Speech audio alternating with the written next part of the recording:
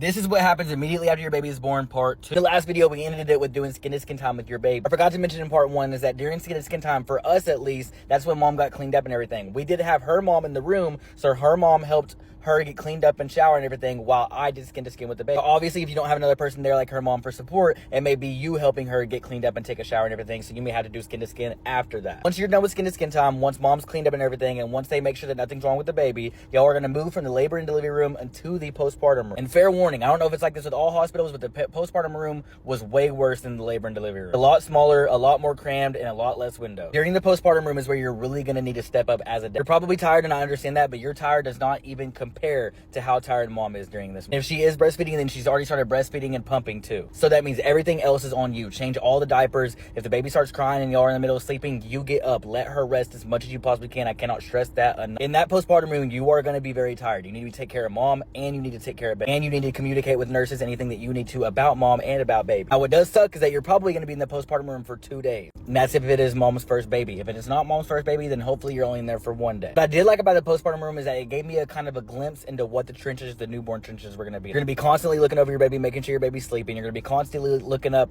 hundreds of different things, making sure that everything's okay with your baby, and you're going to be probably very sleep deprived. This is just me being honest with you. As long as you're, actually being a good dad and you're there for your partner, you're probably going to be going through all these things. But it's a good wake-up call for what's going to happen whenever you get home. Once you transition home, things get a lot easier. You're in your safe space. You're in your home. It's not as bad as being crammed in a hospital in a postpartum room. But it does give you a gist of how hard things are in the middle of the night, how hard things are throughout the day, how long your baby sleeps, how much your baby eats, and all these different things. But that does conclude part 2. And in the next video, we're going to be transferring into what happens whenever you get home with the baby.